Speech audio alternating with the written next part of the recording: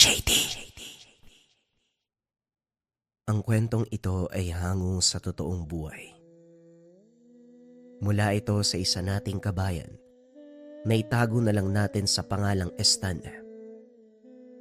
Walang eksaktong taon. Iligan.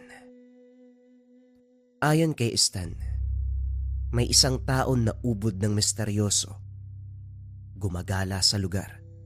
Makisig ang pangangatawan. Nang mga panong ito, 16 pa lamang si Stan. Maraming nababahala sa taong gumagala. Palaging may tangkil na itak. Hindi basta itak. Mahaba. Malaki. Na parabang pangkatay ng tao.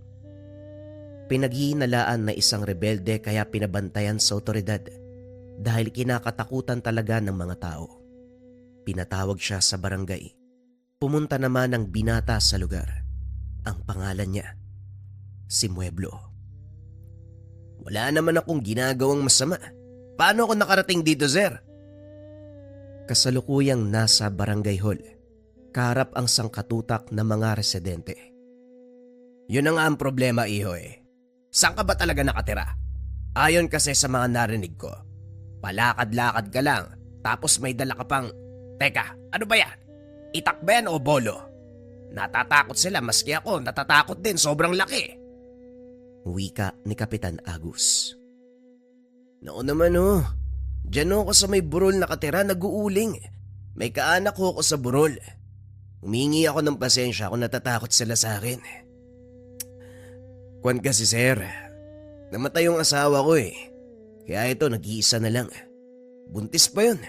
Umalis na ako doon sa amin kasi wala na yung asawa ko, nakakaya na eh. Kung gusto nyo, samahan nyo ako sa burol para makita nyo yung mga kaanak ko eh. Hindi, bali na, ayos na yan. Wala ka na mga atraso eh. Okay dyan, narinig nyo naman yung sinabi ha. Nga pala, ano bang pangalan mo, Dong? Mueblo ano? Ay, makinig kayong lahat. Hindi na kayo naiya, sinumbong nyo pa sa barangay. Linawin nyo muna kasi yung tao, hindi yung nagbibintang kayo kagad. Ang sarap nyong kutusan eh. Magsiuwi na nga kayo. Nga pala ha, huwag nyo akong kakalimutan sa susunod na eleksyon. Nang mga panong ito, naroon si Stan. Nakatitig siya kay Mueblo. Inuusisa niya ng maigi ang mga kilos nito. Literal na inosente at mabait tignan. Pero hindi naging sapat dahil nais niyang tuklasin ang pagkatao. Ang naisip niyang paraan ay kaibiganin ito. Ora mismo pagkalabas ni Mueblo sa pasilidad, sinalubong siya ni Stan. Nginitian. Tinapik pa sa bisig at nagsalita. Eto talagang mga tao sa amin Kung ano-ano yung sinasabi. Palibasa walang ginagawa sa buhay kundi puro chismis na lang eh. Nga pala ako si Stan. Mueblo ang pangalan mo, di ba? Yung tirahan ko marapit dun sa burol na sinasabi mo. Doon lang sa may baba. Halika na, sabay na tayo pa uwi. Tumangulang si Mueblo. Sa pagkakataong ito, nakausap na ni Stan ang lalaki. Habang naglalakad, nagmungkahi si Stan na samahan siya sa tahanan para kahit papano merong nakakaalam ng kanyang lugar. Si Stan ang magiging dahilan upang hindi na siya paginalaan ng mga taga-baryo. Dagdag pa ni Stan, doon na lamang siya makikisilong sa lugar ni Mang Besalde. Nag-uuling din sa lugar. Si Mang Besalde, matanda at nag-iisa na lang sa buhay. Ang mga anak nito ay may asawa na at nasa ibang lugar, samantalang matagal nang namatay ang asawa. Sumama si Stan.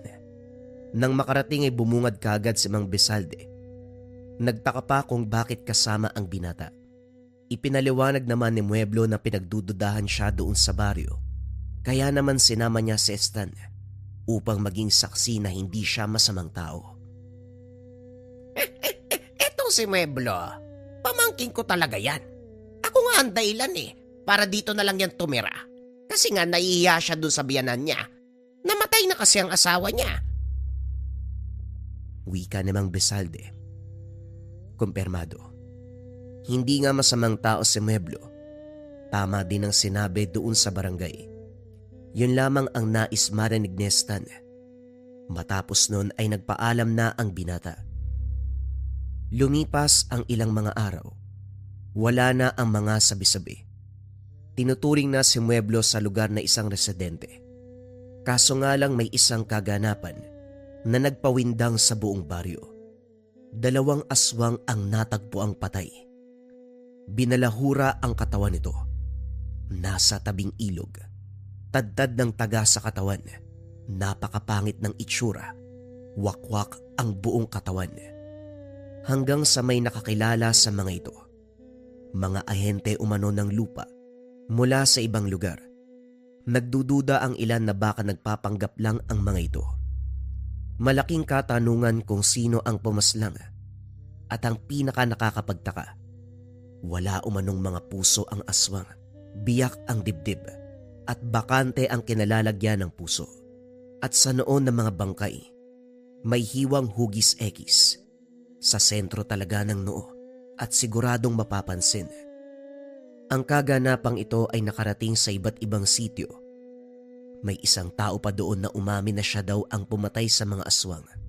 At dahil kilalang bantugan, madali lang daw sa kanyang patahin ang mga nilalang. Ang pangalan nito ay Jorio. Ayon kay Stan may kagaspangan ang pag-uugali. Pero naniniwala siya sa mga sinabi sapagkat may napatunayan na. Kaso nga lang may kumontra sa mga sinabi ni Jorio. Wala siya sa lugar nang mamatay ang aswang. Nung araw na yon kapitbahay mismo ang nakaalam na naroon ito sa may Marawi. Pagdadailan umano ni Jorio, hindi lang daw alam ng mga tao pero matagal niya nang sinusubaybayan ang mga ahente. Alam niyang aswang ang mga ito at siguradong mambibiktima sa lugar kaya naman binantayan niya. Hanggang sa dumating ang isang hapon. Sa may merkado nagpagala-gala si Stan. Sa hindi inaasahang pagkakataon nakita niya si Mueblo. Nakabanig de sombrero at tila may pinagmamasdan.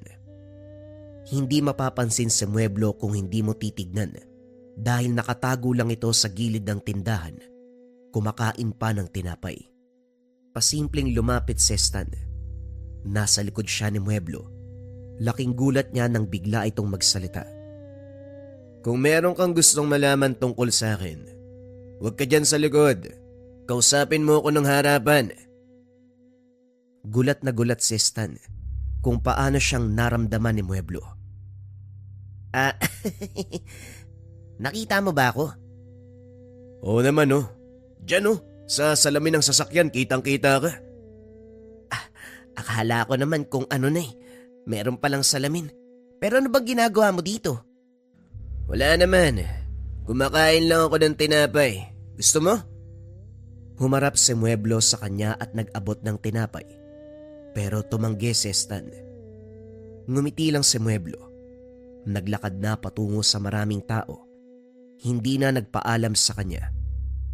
Bagaman sobrang ikli ng oras ng pagkakakilala nila, nanibago si Stan.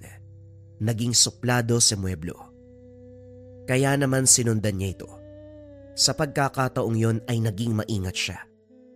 Anumang anggulo na posible siyang makita, iniiwasan niya. Hanggang sa nakita niya itong tumayo sa isang kanto. Ang gilid nun, tindahan ng kaanak ni Stan. Tirik ang araw pero may lilim sa lugar. Nakatitig si Mueblo sa isang banda. Seryoso ang muka. Sinipat ng binata kung sino ang tinitignan ni Mueblo. Hanggang sa nakita niya si Jorio. Nasa kabilang kanto ito, nakikipag-inuman. Ang ingay nilang lahat. Sobra na ang tama ng alak. Titig na titig si Mueblo. Nagtataka naman si Stan kung bakit ganon ang ginagawa niya. Inobserba ang maigi dahil baka hindi si Jorio ang tinitignan. Ilang sandali pa tumawid si Jorio at naglakad patawid ng kalsada. Sinundan ng tanaw ni Mueblo. Kumpirmado. Si Jorio nga ang tinitignan nito. Hindi lumapit si Stan. Minabuti niya noong masdan lamang si Mueblo. Hanggang sa ilang segundo pa, umalis na ito at nagtungo sa palayan. May mahabang kalye sa lugar. makikita sa malayo ang palayan. Hindi na sumunod pa si Stan. Umuwi na lamang ng tahanan. Nanindig ang balahibo ni Stan. Pagkarating malapit sa kanila, nakita niya si Mueblo na nakatambay sa gilid ng daan. Nakaupo si Mueblo sa gibang kamalig. Umarteng normal si Stan, pero sa kanyang isipan ay maraming katanungan. Paanong nakarating si Mueblo ng ganong kadali? Paano ito nauna sa kanya? Salungat ang direksyon na kanilang dinaanan. Nang matapat siya kay Mueblo ay bigla itong nagsalita. Iba ang aura ni Mueblo. Ano bang problema mo sa akin, Stan? Sinusundan mo ko. Pinagmamasdan mo ko at pinag-aaralan. Ano bang kailangan kong gawin para mapanatag ka? Diretsuin mo ko. Nanlamig ang buong katawan ni Stan sa mga narinig. Labis na takot ang naramdaman. Nakaumang ang kamay ni Mueblo sa hawakan ng mahabang itak. Wala naman. May napansin lang kasi ko. Pasensya ka na. Matanong ko lang, bakit ka nakatitig kay Jorio? Umamin na lamang si Stan sa kanyang ginawa. Wala nang pagpipilian. Alam na ni Mueblo ang kanyang ginagawa. Hindi kagad nakapagsalita si Mueblo. Tumitig sa malayo at mahahalatang nag-iisip ng malalim. Muling tumingin kay Stan. Nagudyat ng tango. Ang sabi nito ay sumunod sa kanya ang binata. Teka, saan naman tayo pupunta? Basta, sumama ka na lang. Ang dami mong tanong. Binagtas nila ang daanan kung saan sobrang sukal. Walang bakas ng landas. Mga nakaharang na baging at sanga lamang ang naroon. Kating-katiman si Stan. Marami umanong anipay. Mga tuyo pa ito at napakakati. Kigkig ng kigkig si Stan. Nagreklamo ang binata kung bakit doon pa sila dumaan. Nagulat siya sa sinagot ni Mueblo. Kung sakaling meron kang mamatyagan, kung meron kang susundan, huwag kang dadaan sa normal na dinadaanan ng mga tao. Doon ka sa masukal para hindi ka makita kagad. Markado ko ang lugar na ito. Dito ako madalas dumadaan. Ako lang mag-isa palagi. Ngayon lang ako nagsama dahil napakapilyo mo. Iwasan mong humakbang sa kanan. Kapag nagkamali ka, siguradong pupulutin ka talaga sa ibaba. Hindi nakapagsalita kagad si Stan. Dahil kung titignan ng paligid, imposibleng madaanan ito. Napakadelikado. Isang mali lamang malalaglag ka sa ibaba. Napakalalim ng bangin. Ang gulo mong kausap. Ang sabi mo dito ka dumadaan. Bakit hindi mo man lang nilinis? May itak ka naman. Tapos wala namang palatandaan na may dumadaan dito. Sumunod ka na lang. Huwag na masyadong maraming tanong. Obserbahan muna kita kung pwede kang pagkatiwalaan ng mga impormasyon. Ilang sandali pa ang lumipas pababa na ang tinatahak nilang landas. Narinig ni Stan ang agos ng tubig sa ibaba. Pakiwari niya, ang lusutan ng lugar na ito ay isang ilog. Hindi nga siya nagkamali, pero ang nagpatindig ng balahibo ni Stan. Dahil ang ilog kung nasaan sila ngayon, doon natagpuan ang bangkay ng dalawang aswang. Nakarating sila sa lugar ng sobrang bilis. Malayo ang ilog dahil nasa kabilang baryo. Aabutin ng ilang oras na paglalakad bago makarating. Kaya naman ang katanungan ni Stan sa isipan, paano silang nakarating sa lugar ng ganong kabilis? Sobrang bilis nating nakarating dito ha. Tapos ibang direksyon yung dinaanan natin. Paano tayo nakarating dito? Hindi mo pa maiintindihan ng mga bagay na yan dahil makitid pa yung utak mo. Ang ipapaliwanag ko sa'yo, yung mga namatay dito. Biglang binunot ni Mueblo ang itak. Inangat niya ito. Napasigaw ng malakas si Stan na huwag siyang papatayin. Ngumiti si Mueblo at inabot kay Stan ang itak. Doon niya nakita ang markang X. Napanganga si Stan. Mabilis na sumagi sa kanyang isipan ang markang X na naroon sa noon ng mga napatay na aswang. Tumitig siya kay Mueblo at inusisa ito. Nakangiti lang sa kanya habang nakatitig. Anong ibig sabihin nito? Bakit may markang X? Sa bawat napapatay ko, iniiwanan ko ng markang X. Mahirap paniwalaan ano? Yung Joryo na nagsasabi na siya ang pumatay sa mga bangkay. Pakana niya lang yun. Ang totoo, kasama niya yung dalawa. Hinimok niya ang mga ito, nagpanggap na mga ahente ng lupa. Hindi makagalaw sa kinakatayuan si Stan sa mga narinig. Dagdag pa ni Mueblo. Yung mga aswang na nambibiktima ng tao, dinudukot upang ialay. Nagsasagawa umano ng ritual itong si Joryo. Pinuno ng malaking kulto si Joryo. Kung titignan, parang isang hamak na tao lang. Pero mayaman daw itong si Joryo. Sa bandang Marawi nakatira, nagpapanggap lang na lokal na residente sa Iligan. Maging ang kinakasama nitong babae ay hindi daw totoong asawa, bagkus kasapi lang ito ng kulto. Ang pinakadahilan kung bakit naroon sa lugar si Mueblo ay para kay Joryo. Naghahanap siya ng pagkakataon para mapatay ito. Sapagkat sobrang ilap, matinik, dahil isang bantugan. Nanlaki ang mga mata ni Stan. Hindi niya alam kung maniniwala ba sa mga sinasabi ng kausap. Kitang-kita niya sa reaksyon ni Mueblo na nagsasabi ito ng totoo. Hindi ito mayabang. Pero ang tanong, anong klaseng tao ito? Sa kabila naman ng lahat, nagbago ang paningin niya kay Joryo. Lumabas na masamang tao ito. Namumutawi na ang mga katanungan sa kanyang bibig. Pero hindi niya masabi ang mga katanungan. Napalitan ng pagkalito na may halong pagkamangha. Maya-maya pa ay nag-aya ng umuwi si Mueblo, pero ibang daanan ang tinahak nila. Doon na sa orihinal na daanan, ilang oras ang tinagal bago sila nakauwi. Nagsimulang magduda si Stan na baka isang albularyo itong si Mueblo. Kung sakaling totoo man ang mga sinabi nito, literal na isang biyasa ang tao. Hindi naman may pagkakaila sa kanya ang mga kayang gawin ng albularyo. Subalit sa pagkatao ni Mueblo, parang brutal. Tinadtad ng taga ang mga aswang. Pero bakit wala ang mga puso? Dito na siya nagtanong kay Mueblo, pero ngumiti lamang sa kanya. Sinabing hindi niya alam, baka kinuha ni Joryo. Nang makarating sa tahanan, dumiretso si Mueblo sa nayon. Hindi man lang nagsabi kung anong sadya roon. Inihatid niya lang si Stan at umalis na sa lugar. Susundan sana ng binata, pero nag-aalangan ito. Alam niyang mararamdaman siya ni Mueblo, baka mainis at mabigwasan siya. Batid niya na may palihim na hakbang si Mueblo at hindi ito pwedeng kulitin.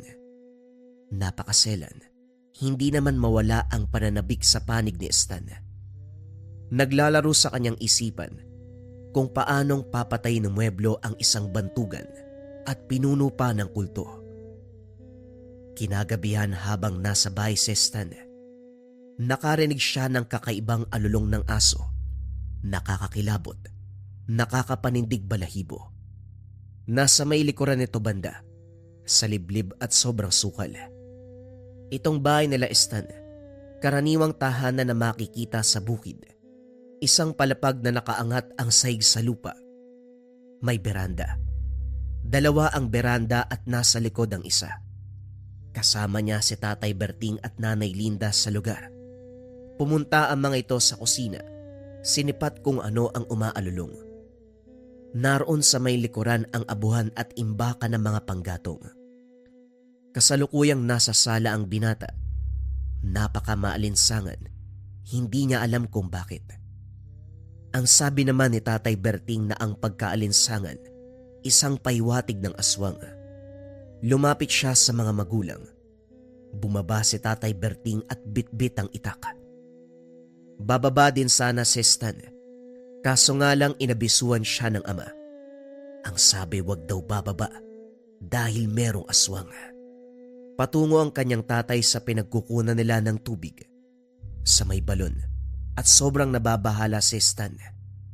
Hanggang sa hindi na nakapagpigil, kumuha na din ng sariling itak Walang sabi-sabing bumaba. Kahit sigawan pa ng kanyang ina, hindi nakinig ang binata. Inangat ni Tatay Berting ang kamay na ibig sabihin huwag gagalaw si Stan. Kitang-kita ng binata, nakatitig sa isang banda ang padre de pamilya. Ilang sandali pa nakarinig sila ng malakas na kalabog. Kasunod nun, isang tao ang wari ba na tumilapon mula sa liblib. Bumulagta ito sa likuran ng tahanan. Marami ang tinamong sugat sa katawan. Kitang-kita ni Stan, nawari tinadtad ito ng itak. Si Tatay Berting, kumaripas ng takbo paakyat ng bahay. Habang si Stan, parang napako na ito sa kinakatayuan at nakatulala. May lumabas mula sa masukal na sagingan. Nakakawindang ang itsura. Isang tao na may ulo ng malaking aso, makapal ang balahibo at may bitbit na mahabang itak. Dito na kumaripas ng takbo sa tahanan si Stan. Pumasok sa loob at sinara ang pintuan. Sumilip siya sa may bintana. Lumapit ang nilalang doon sa nakahandusay na bangkay. Gamit ang malaking itak, nilagyan ng X ang noon nito. Napapitlag si Stan. Kagad pumasok sa isipan na baka ito si Mueblo. Hindi man sigurado pero malakas ang pakiramdam. Lalo na ang itak na pamilyar pa sa kanya. Yung haba ng talim, yung kulay nito, at ang hawakan. Parehong-pareho sa pagmamay-ari ni Mueblo. Kagad pumasok sa kanyang isipan na hindi albularyo si Mueblo kung hindi isang aswang. Iniwanan ng nilalang ang bangkay. Ilang sandali pa sinuri ito nila Stan. Tao kung titignan ng itsura, pero pangit ang muka. Pinaghalong kambing at daga. May ngipin na kulay itim na parang sira-sira, pero lahat ng ito ay matutulis. Aswang ang pinaslang ni Mueblo, pero bakit naroon sa kanilang lugar? Ito ang naglalaro na tanong sa isipan ng binata. Ito namang si Tatay Berting. Kagad na umalis at pinagbigay alam ang nangyari. Maraming taong dumagsa. Kabi-kabila ang mga katanungan. Pinatay daw ng aswang na may bitbit na itak, batay sa pagsasalaysay ni Tatay Berting. Pero itong si Stan, nanatiling tikom ang bibig. Ngayon alam niya na kung sino ba talaga si Mueblo, subalit kailangan niyang itago ang pagkatao nito. Inabot ng umaga. Hanggang sa hindi inaasahang pagkakataon, dumating si Mueblo sa lugar. Ang reaksyon nito ay walang pinagkaiba sa mga pangkaraniwang residente doon sa lugar. Nagtanong pa siya kay Stan kung nakita ba nito ang kaganapan. Hindi kagad nakapagsalita si Stan. Bagaman sobrang inosente ng presensya ni Mueblo, halata na merong tinatago. Sinabi ni Stan na kung pwede ba silang mag-usap dalawa. Dito niya nakita ang kakaibang ngiti ni Mueblo. Bakit hindi? Halika, dun tayo. Pagkarating nila sa ilalim ng puno ng mangga, hindi pa nagsasalita si Stan. Nauna na si Mueblo. Humahanga ako sa'yo, Kutong Lupa. Nagtitiwala na ako. Yung aswang kayo ang balak biktimahin. Umaaligid sa tahanan ninyo maraming beses na. Wala kasi kayong kalapit na kapitbahay, kaya pabor na pabor sa mga aswang. Nang malaman kong merong bakas, gabi-gabi ako nagbabantay. Gwardyado kang pisot ka. Sabi ko na nga ba ikaw yung kagabi? Aswang ka pala. Nakakatakot ka naman. Pero bakit iba yung itsura mo kumpara sa aswang na pinatay mo? Bakit parang mas pangit ka?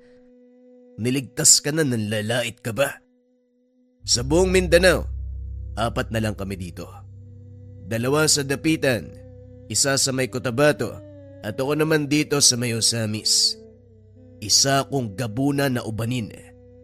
Ako lang ang may kakayahan na humawak ng sinumpang itak na ito, na may hawakan na dignum na sinukuan. Ang totoo, ako ang pumapatay sa mga katulad kong pasaway nung kabataan ko ba. Pero nagbago na ako dahil nagkaroon ng asawa. Pinatay ang asawa kong buntis at grupo ni Jorio ang may gawa nun. Napanganga si Stan. Manghang-mangha siya kahit natatakot. Nagpatuloy sa pagsasalita si Mueblo. Huwag daw magpakumpiyansa dahil ang aswang na nagtatangka sa buhay nila doon pinatay. Kaya naman siguradong may aaligid na iba pang aswang. Inabisuan na lang ang pamilya na huwag lalabas ng bahay sa gabi dahil siya umano ang bahala. Mas maganda kung magiging maingat dahil mahati lang ang atensyon ni Mueblo. Matapos makapagsalita ay umalis na si Mueblo. Napailing na lang si Stan. Hindi niya lubos akalain na isang halimaw si Mueblo. Marami pang tao sa kanila kaya hindi umalis si Stan. May lakad dapat ito dahil nga kinakailangang ipastol ang alagang baka. Kakasilang pa lamang ng araw dumating na ang kinauukulan. Kinuha ang bangkay. Pero bago mangyari ang bagay, may investigasyon, pagtatanong sa kaganapan. Pagkaalis sa mga tao, nakita ni Stan si Mang Bezalde. Naroon sa likod ng tahanan, may kung anong sinasaboy. Nagtaka ang binata kaya lumapit siya dito, pero kagaya ng nangyari kanina, hindi pa siya nakakapagsalita ay nauna na si Mang Bezalde. Alam mo na pala ang patungkol sa kanya. Hanggat maaari, huwag mong sasabihin kahit kanino hanggat hindi pa nauubos sa mga salot dito. Namumukod tangi siya. Isang gabunan na biyasa sa paggamit ng itak. Katangi-tanging gabunan na may dugong dibino. Matanong ko lang po, Mang Bezalde. Ano po yung sinasaboy nyo? Apog, pambasag na mga marka dito. Wala ka kasing alam sa mga ganito eh. Tignan mo yung mga mata mo. Nagsiga ka nga lang, di naman uubra yan. O siya, etong apog na nilagay ko, pangpaasiwa din sa mga aswang na maaaring umaaligid dito. Puwat ng kaganapan, isa akong albularyo. Ako ang tagalinis sa mga nagawang hakbang ng gabunan. Pero babalikan ko lang yung sinabi ko ha. Huwag na huwag mong kakalimutan. Kapag merong nagtanong kung bakit ako naparito, sabihin mo na lang magkaibigan tayo. Tumango na lang si Stan kahit wala masyadong naintindihan. Umalis na rin ang matanda. Dito niya lubos na napagtanto. Magkasabwat si Mang Bezalde at Mueblo. Mas lalo pang lumakas ang kuryosidad ng binata. Mas lalo niyang kinaibigan itong si Mueblo. Pero pagsapit ng gabi, may nangyari na naman. Hindi alulong ang narinig nila sa paligid ng bahay. Bagkus tunog ng malaking butiki. Umieko pa sa buong lugar. Anak ng pot naman aswang na naman. Pero ibang aswang to, butiki. Kung hindi ako nagkakamali, tik-tik ang nasa paligid ng bahay natin. Teka, sandali nga. Tay, wag! Huwag kang lalabas. Meron pong nagsabi sa akin, hindi tayo pwedeng lumabas ng tahanan kapag merong nagpaparamdam na aswang. Di ba nga dito nangyari yung pagpatay kagabi? Hindi may pagkakaila na babantayan ng aswang yung lugar natin. Mabilis na umarang si Stan sa pintuan ng likod ng bahay. Naroon kasi ang tinig ng tiktik. Nagtanong ang tatay kung sino ang nagsabi. Ayon kay Stan, isang kilalang albularyo. Hindi na sumabat pa ang padre de pamilya. Subalit ang nanay niya noon, hindi napapanatag. Yakap-yakap pa ang Birheng Maria. Nagmumuni-muni. Hanggang sa umalinsangan, may kasama pa itong napakabahong amoy. Kakaiba. Hindi katulad nung nangyari kagabi. Pasilip-silip si Stan. May liwanag sa bahay kung saan maaaninag ang labas. Hanggang sa nakarinig siya na parang alulong. Napangiti ang binata at nagsalita. Ligtas na tayo. Huwag na kayo mag-alala. Paano mong nasasabi ang bagay na yan? May alulong. Anong ligtas doon? Basta bukas asahan niyo, may bangkay ng aswang na matatagpuan. Sa tansya ko, 2 yan eh. Loko kang bata ka. Kailan ka pa natutong gumamit ng bawal na gamot? Linda, dalin mo nga sa sentro yung anak mo. Ipatingin mo baka may sira na kung ano-ano ang sinasabi. Napatawa si Stan. Kitang-kita niya ang reaksyon ng mga mukha ng magulang. Pero hindi nga nagkamali ang binata. Kinabukasan, 2 bangkay ng aswang ang natagpuan sa may liblib na banda. Malapit na ito sa gubat. Itong si Tatay Berting napatingin sa kanya. Kumindat pa si Stan. Ngumisi. Mahina niyang sinabing tama ang hinala niya. Hindi naman na nagsalita ang ama. Maraming mga tao sa paligid. Kung gaano karami ang dumadagsa noon, mas marami pa sa ngayon. Dahil maging ang taga-kabilang ibayo, naroon na nakikiusisa. Naroon din si Jorio at ngumingiti pa. Maraming nagtanong kung si Jorio ba ang pumatay, pero hindi nagsasalita ang tao. Bagaman nakangiti, mahahalata na parang may problema. Animoy walang tulog, ayon kay Stan.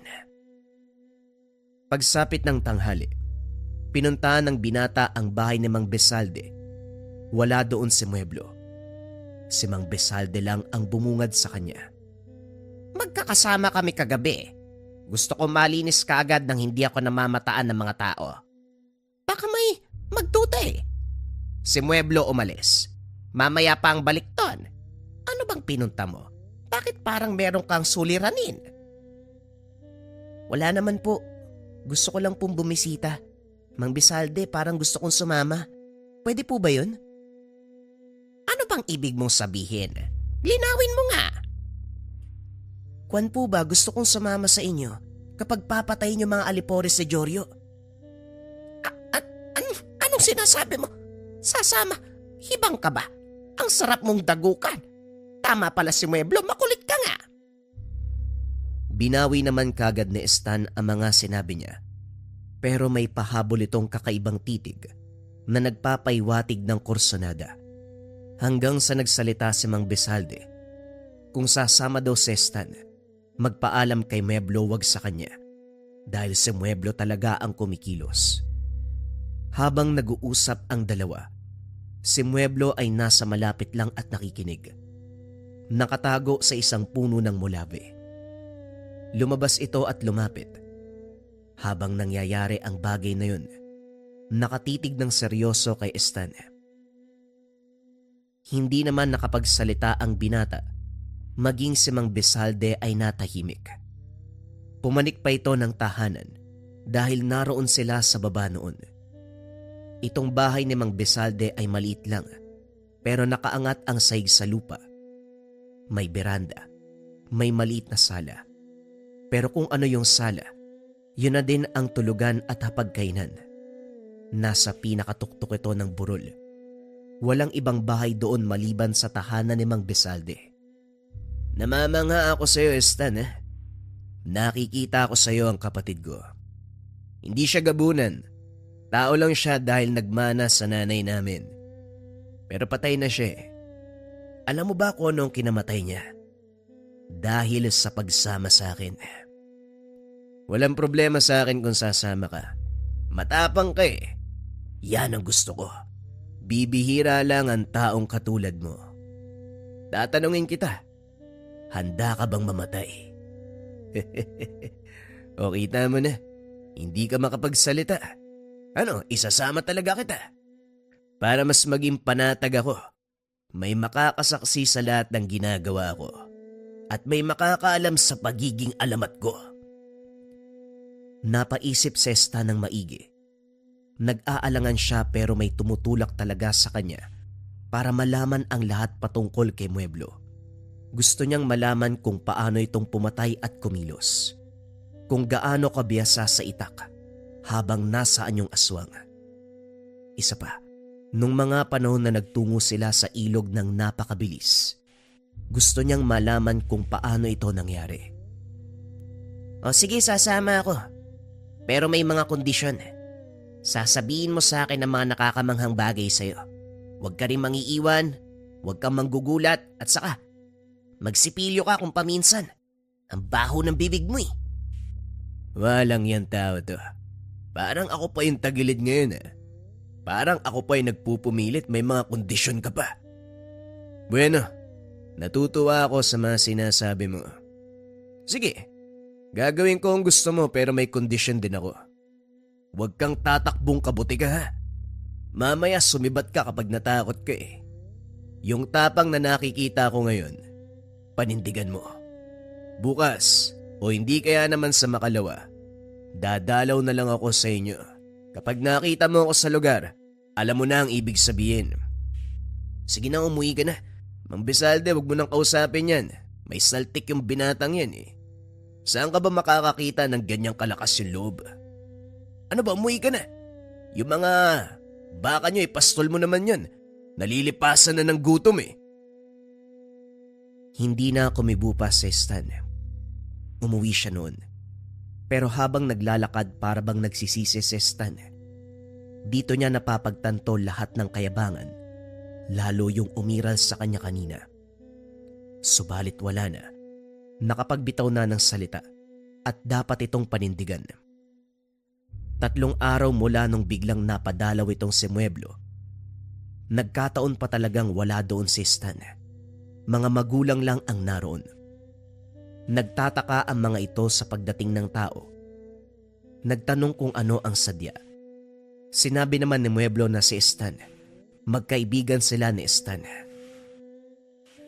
Akalain nyo yun, masipag pala yung anak nyo. Gusto magpaturo sa akin sa pag-uuling Nasaan po ba si Stan? Nang mga sandaling ito nasa bulwagan ng bahay si Mueblo, nakadungaw naman sa kanya doon sa beranda ang mga magulang ni Stan.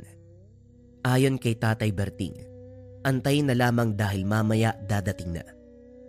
Inilipat lang ang mga alaga nilang baka. Pinakyat ng bahay si Mueblo, pero may napansin ito. May marka ng aswang sa beranda. Sinuri ni Mueblo kung gaano kasariwa ang marka. Kagabi lang nilagay. Pero hindi ito nagbigay abiso nung dumating na si Stan. Doon pa siniwalat ni Mueblo ang mga marka. Hindi ko to namalayan Nandito naman ako kagabi. Mukhang mainit sa inyo ang mga nilalang. Huwag kang mag-alala. Marka lang naman yan Ako na ang bahala. Siguro nasa mga 1 linggo pa yan bago magparamdam. Teka, paano kapag nagkamali ka? At saka, ano ba yung marka? Palatandaan, Stan. Tinatandaan ng bahay nyo. Hindi nabura lahat ni Mang Bisalde. Kapag may marka ng aswang ang isang lugar, malalaman ng mga aswang ang sistema. Malalaman din nila kung kailan ang pagkakataon para umatake.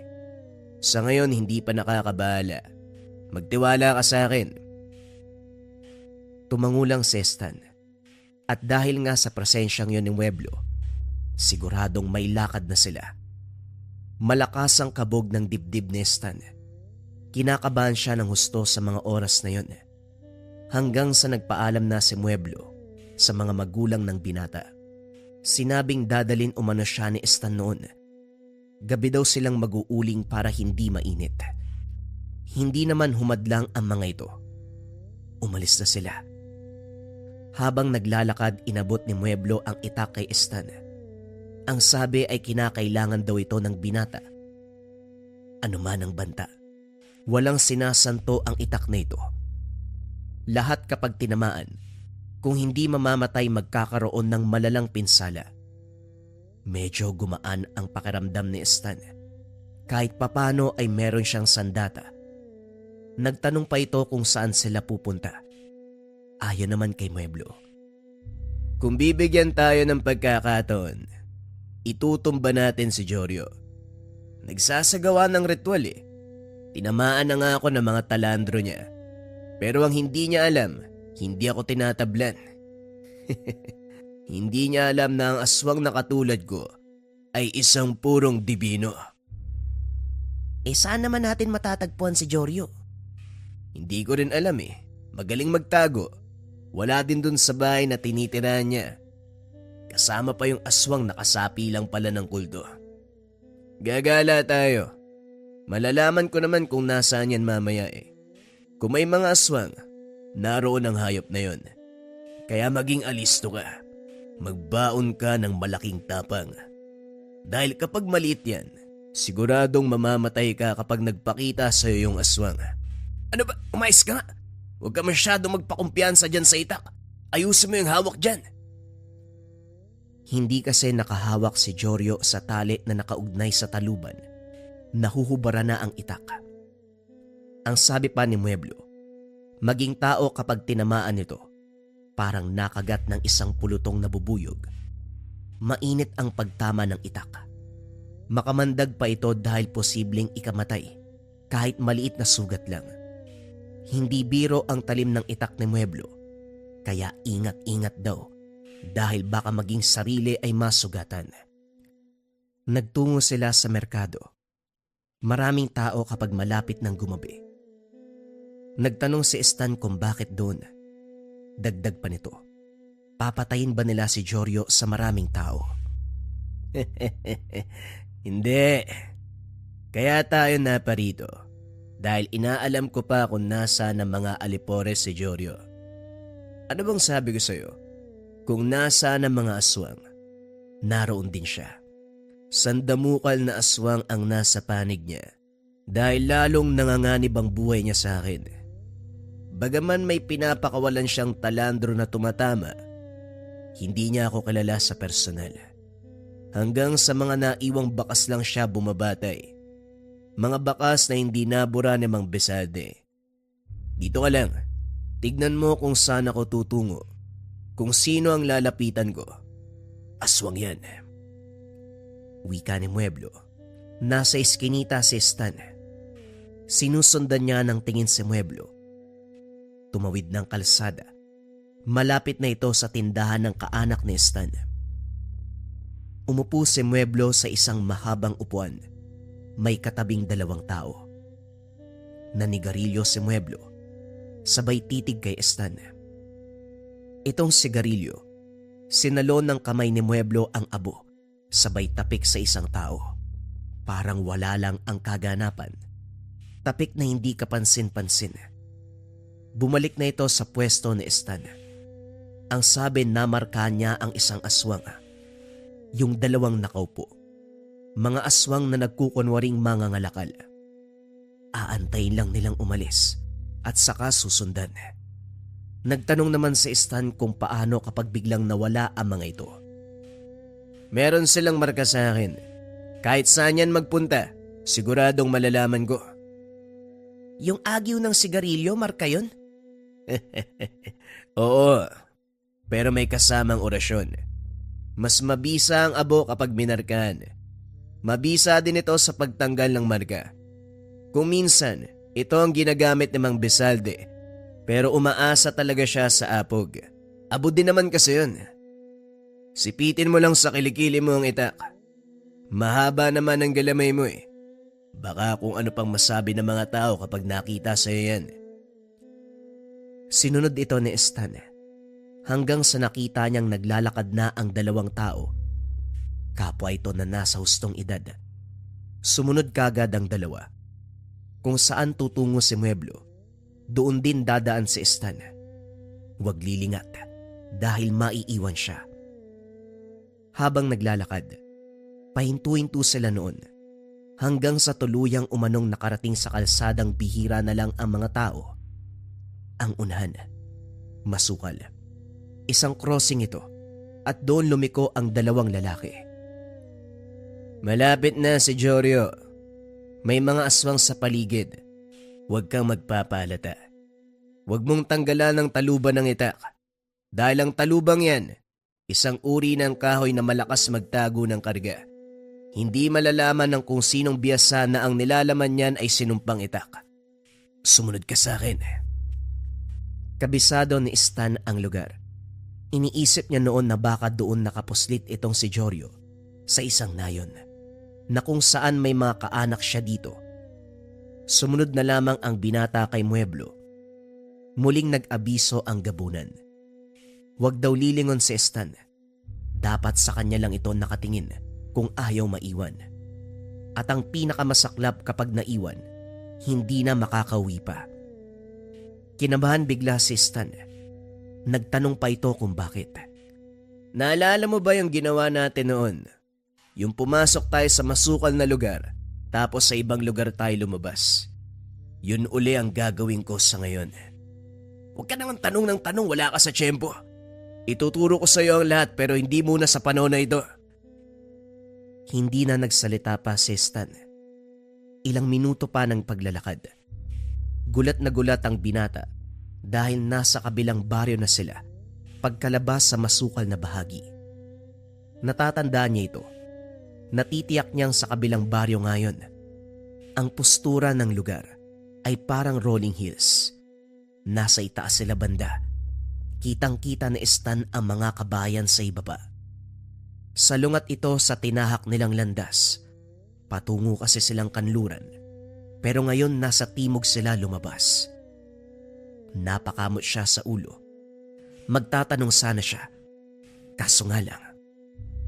Sa kaliwa, merong aswang. Naramdaman ka. Walang ya, nakalimutan ko lagyan ka ng sabulag. Naku naman, parang matutulad ka ata sa kapatid ko. Diyos ko naman, may gagawin ka pa pala. Bakit mo ko dinala kaagad dito? Kasalanan ba ang makalimot?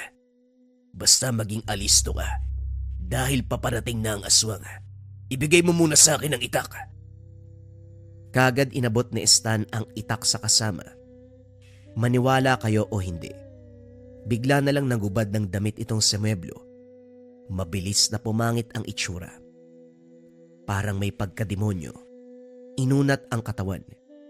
Ito ang postura ng gabunan na nakita niya noon. Dilaw ang mata na may nagbabagang pula sa gitna. Kakaibang hangos ang naririnig niya dito. May alinsangan din na para bang biglang naging kulob ang lugar. Itong paligid, lampas taong talahib na may mga matatayog na kahoy. Binunot ni Mueblo ang itak. Kasunod nito, bumuelo ng pagtaga. Dumapa ka!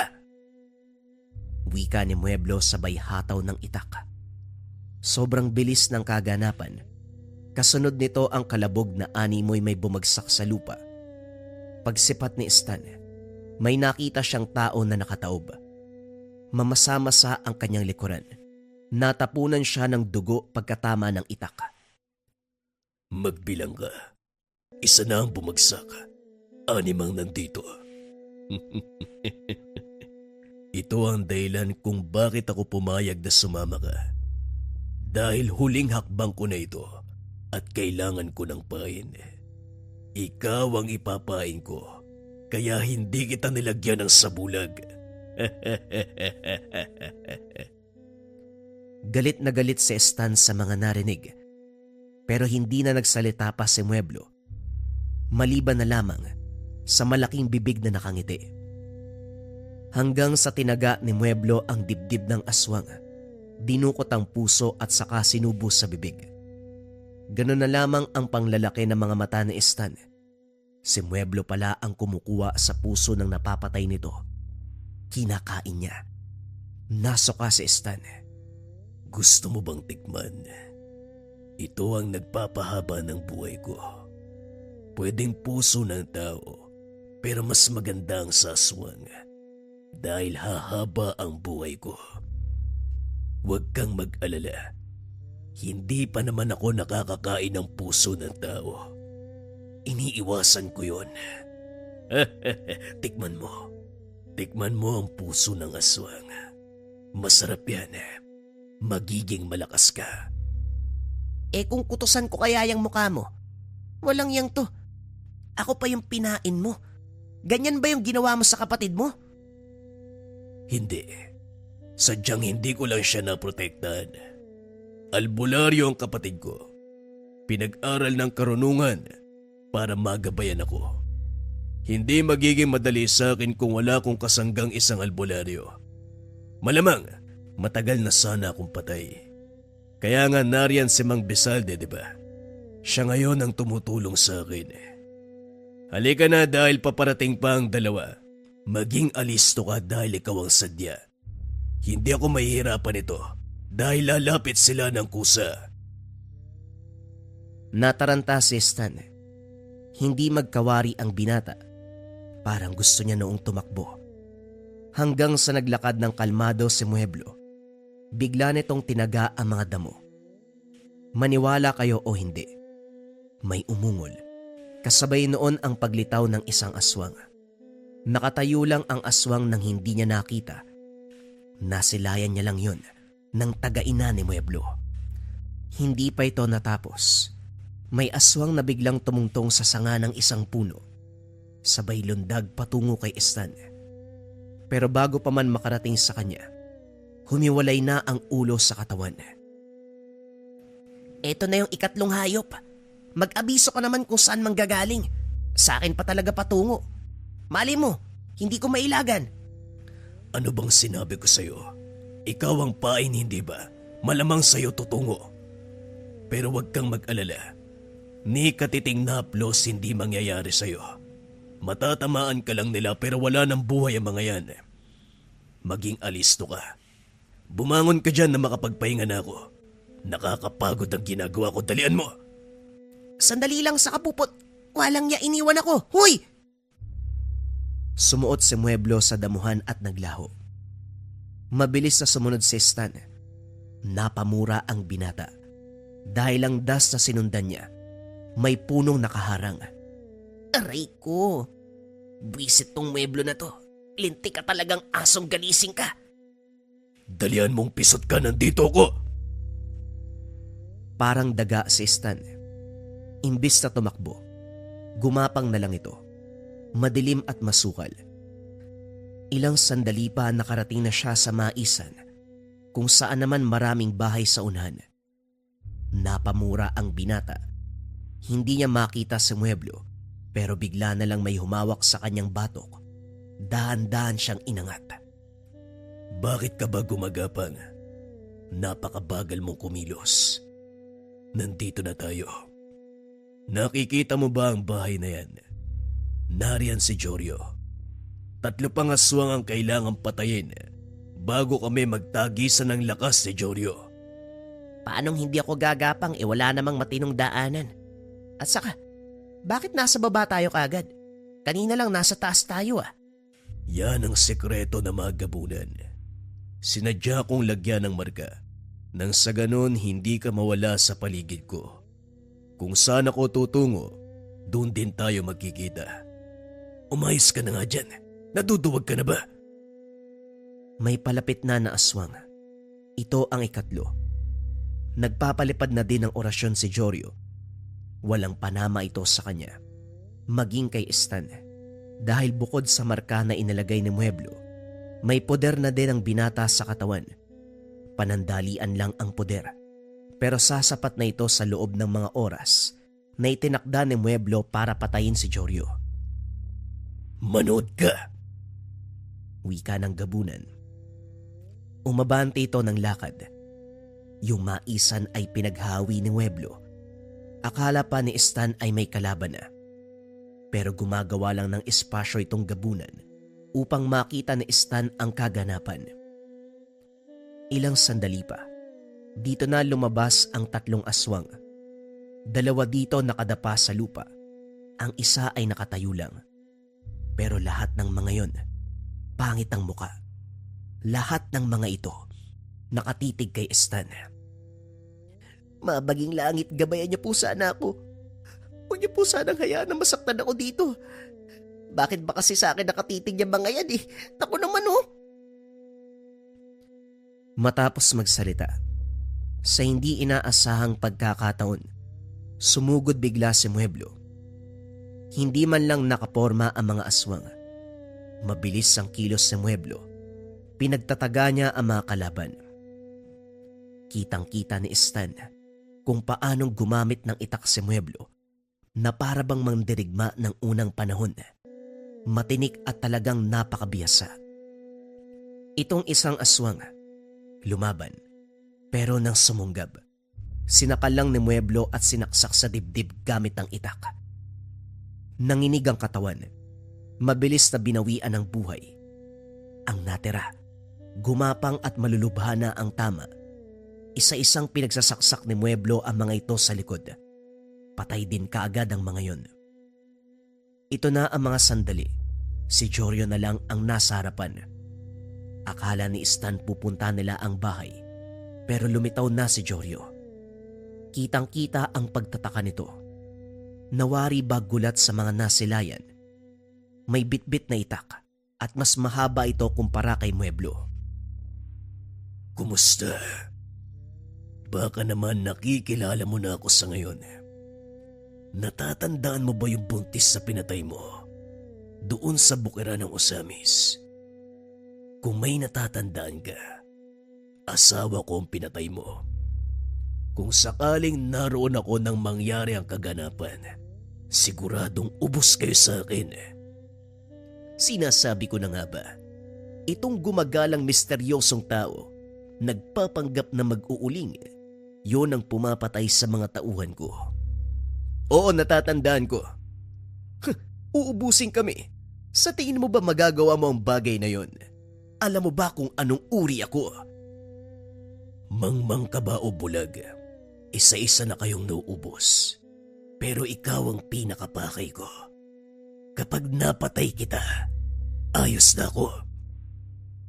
Umatake si Jorio. Nakakapangilabot ang paghataw ng itak. Kitang-kita ni Stan. Sobrang lakas. Mabuti na lang nakailag si Mueblo. Bumaon ang itak sa lupa. Sinundan kaagad ng mga atake. Nasasalag ni Mueblo gamit ang itak. Hanggang sa gumaganti na ito. Parang patas lang.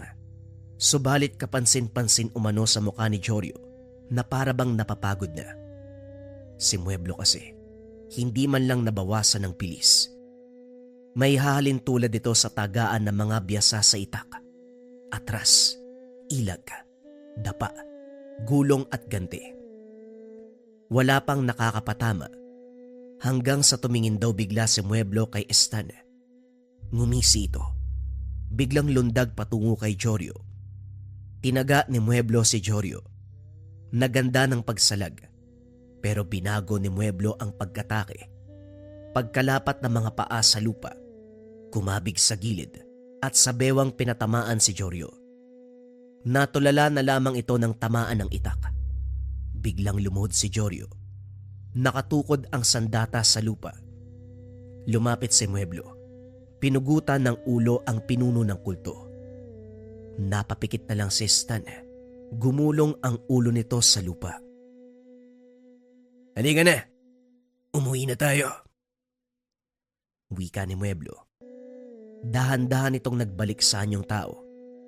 Hindi naman nakakibo si Stan. Kalmado lang ang paglalakad. Bumalik sila sa lugar kung saan hinubad ni Mueblo ang damit. Nagsuot ng damit si Mueblo. At sa maniwala kayo o hindi, nung pumasok sila ng napakasukal, ang bilis nakabalik sa lugar nila. Doon mismo sa bulwagan ng bahay nila Stan. Para bang mababaliw sa Stan ang masaklap. Diretso pa ang lakad ni Mueblo ni hindi man lang kumikibo. Iniwan na lang doon si Stan. Nakatulala. Hindi malaman ang gagawin.